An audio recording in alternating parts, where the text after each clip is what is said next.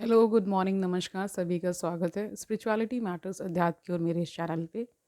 I hope सब अच्छा कर रहे होंगे अपनी लाइफ में, लाइफ को एंजॉय कर रहे होंगे, गीता सत्र का आनंद ले रहे होंगे और इस गीता ज्ञान से बहुत कुछ सीख रहे होंगे। तो हमने 11वां अध्याय शुरू किया था जिसका शीर्षक विराट रूप है। अभी तक इसमें 40 श्लोक हो चुके हैं, आज 3 और करेंगे। शुरू करें आज का सेशन, लेट्स गेट स्टार्टेड। तो 41 और 42 एक साथ गिवन है और उसका तात्पर्य भी एक साथ गिवन है। ठीक है, देख लीजिए क्या है। 41 पहले देखिए।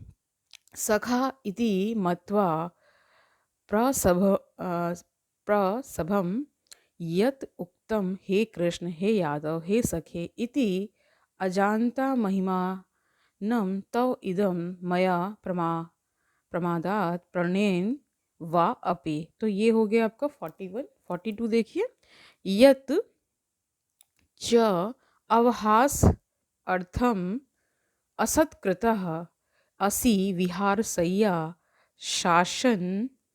यानी कह रहे मतलब यहाँ पे एक साथ गिवन करने यानी एक साथ देने का मतलब ये भी है कि वो एक साथ जुड़े हुए हैं दोनों श्लोकों को, इसीलिए एक साथ गिवन है। ठीक है, क्या कहाँ थे? हाँ, अवहास अर्थम असत्कृता असि विहारशय्या आसन भोजनेषु एकः अथवा अपि अच्युत। अच्युत भगवान को ही कहा जाता है।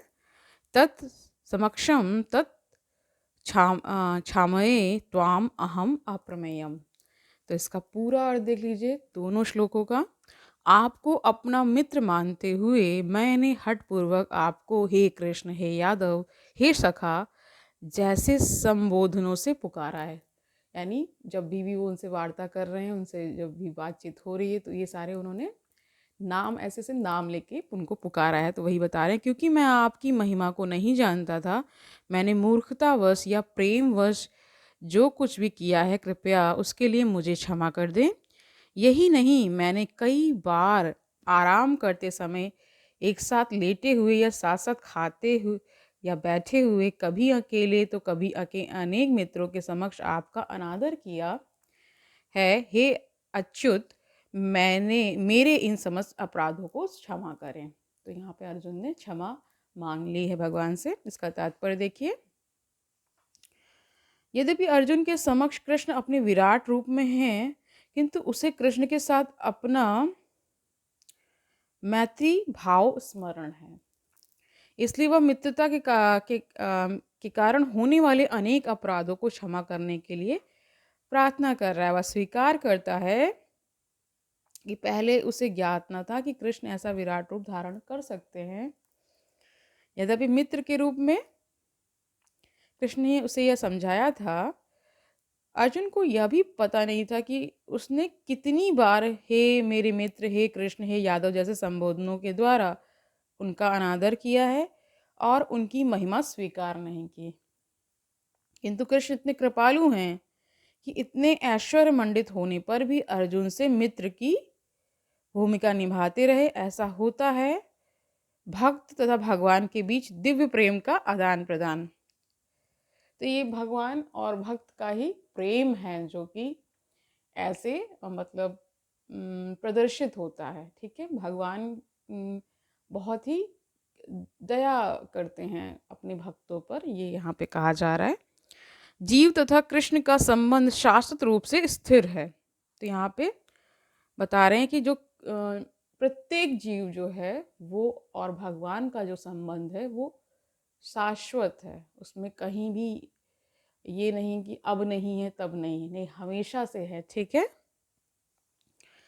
तो वही बता रहे उसे इसे भुलाया नहीं जा सकता कि हम अर्जुन के आचरण में देखते हैं। यद्यपि अर्जुन विराट रूप का ऐश्वर्य देख चुका, किंतु वह कृष्ण के साथ अपनी मैत्री नहीं भूल सकता। 43 देखिए, पिता असि लोकस्य चर अचरस्य त्वम अस्य पूजया चा गुरु गरियान। गरियान का अर्थ है यशस्वी या महिमामन, महिमा होना, महिमामय होना।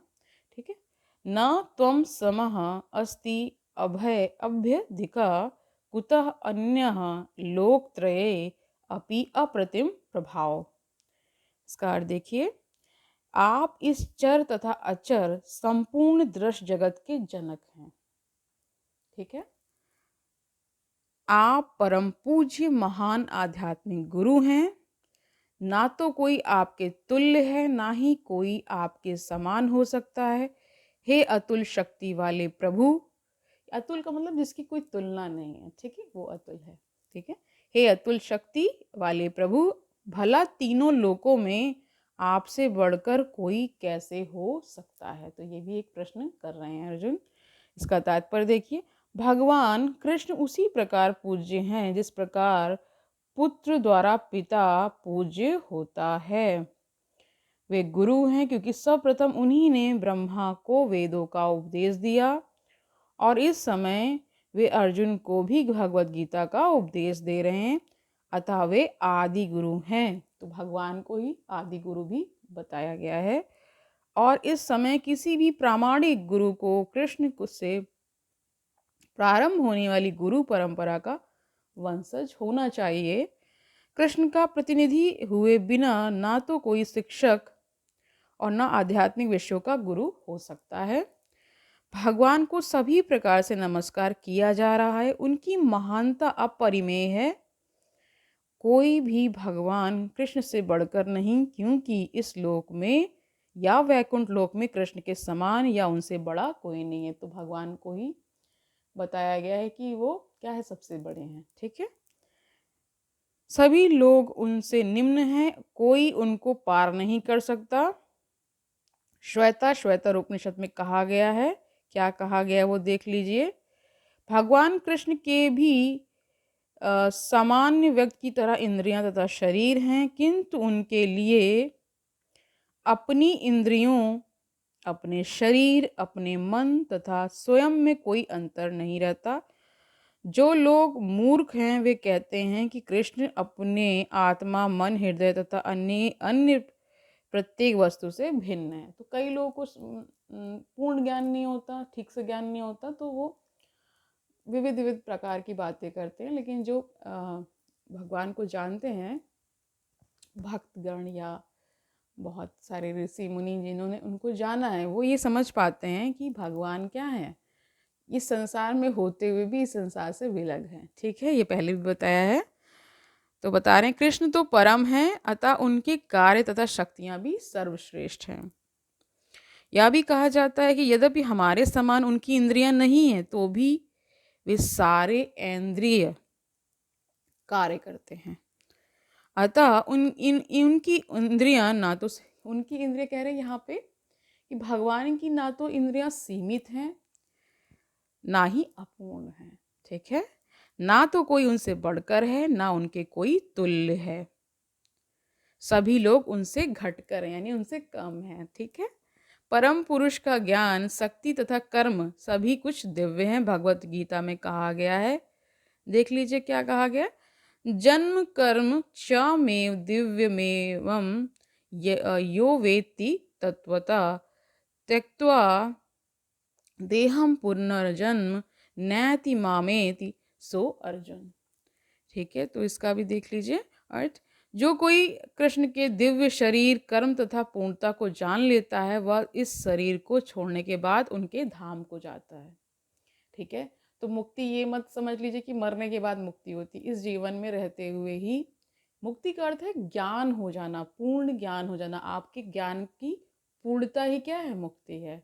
ठीक है, और फिर जब इस शरीर में रहते हुए वो मुक्ति मिल जाती है, आपको पूर्ण ज्ञान हो जाता है, तो जब ये शरीर छूटता है तो फिर कहाँ जाते हैं, भगवत धाम जाते हैं, वैकुंठ लोक जाते हैं, भगवान के ही जहाँ भगवान रहते हैं वहाँ जाके रहने लगते हैं। ठीक है, ऐसा कहा जाता है।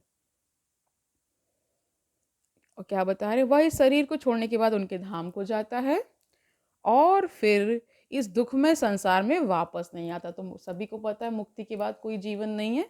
ठीक है, उसके बाद चिरकाल तक कोई, आपको इस चक्र में नहीं फंसना है, इस जो विविध जो जन्म लेने पड़ते हैं उससे आप मुक्त हो जाते हैं।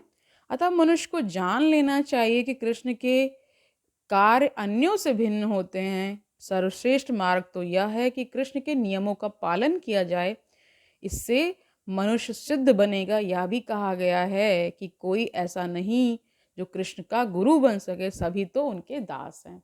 ठीक है, तो कहते हैं कि अगर उनके दासों के भी दास आप बन गए तो आपका क्या हो गया, कल्याण हो गया रहेगा। ठीक है, उसमें कोई संशय नहीं है, कल्याण होना तय है। चैतन्य चरिता अमृत में इसकी पुष्टि होती है। एकले ईश्वर कृष्ण आर सब भृत्य, यानी कि केवल कृष्ण ईश्वर हैं, से सभी उनके दास हैं। प्रत्येक व्यक्ति उनके आदेश का पालन करता है, कोई ऐसा नहीं जो उनके आदेश का उल्लंघन कर सके। प्रत्येक व्यक्ति उनकी अध्यक्षता में होने के कारण उनके निर्देश के अनुसार कार्य करता है, जैसा कि ब्रह्म संहिता में कहा गया है कि वे समस्त कारणों के कारण है। तो ये ब्रह्म संहिता से आ रहा है कि भगवान ही क्या है, समस्त कारणों के कारण है, कॉज ऑफ एवरी कॉज। ठीक है, तो आज के लिए इतना ही रखते हैं, कल मिलते हैं। तब तक आनंद से रहिए, सुखपूर्वक अपना जीवन व्यतीत करिए, दूसरों को सुखी करिए, इस संसार में पॉजिटिविटी को फैलाइए, पॉजिटिव रहिए। बहुत सारे आध्यात्मिक ग्रंथों का अध्ययन मनन चिंतन करते रहिए। स्वाध्याय पर आपको विशेष ध्यान देना है। स्वाध्याय का अर्थ होता है जो स्वयं से अध्ययन किया जाता है विविध आध्यात्मिक ग्रंथों का। ठीक है, जब कभी विचार विमर्श किसी से करने का मौका मिले तो इससे भी ज्ञान का आदान प्रदान होता है, और ज्ञान क्या होता है, पक्का होता है। ठीक है, तो इस पर आपको ध्यान देना है। ठीक है, कल मिलते हैं, तब तक के लिए हरि ओम तत्सत।